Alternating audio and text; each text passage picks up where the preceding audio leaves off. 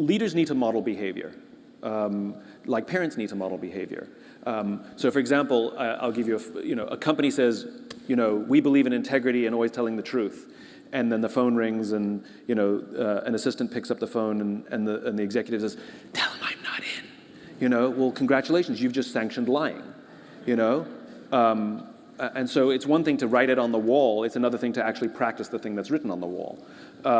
So modeling the behavior is absolutely essential, because your actions will speak much louder than your words. And the stories do matter.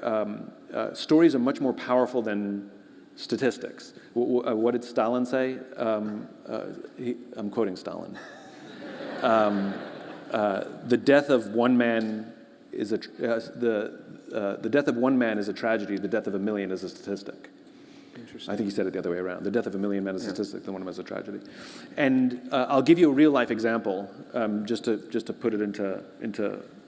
So let's say something like, okay, so COVID ravaged the world. Some would argue expectedly, some would argue unexpectedly, but it happened. And over the course of just over a year, 600,000 people in the United States alone have lost their lives. Many women, children, and fathers, and mothers, and families destroyed by this horrible virus. Okay, that's true, right? Here's story number 2. I know this young woman who lives in Southern California. Her name is Cami Yoder.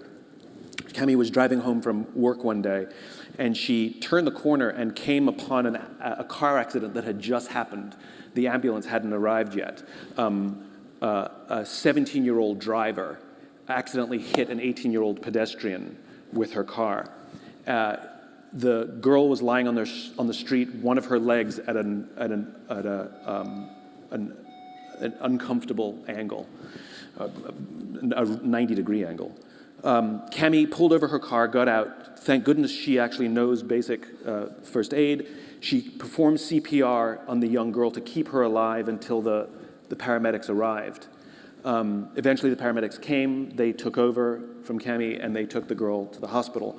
A couple of days later, Cami was curious what had happened to her, and she went on the blotter. She went online and found out that the young girl had actually died.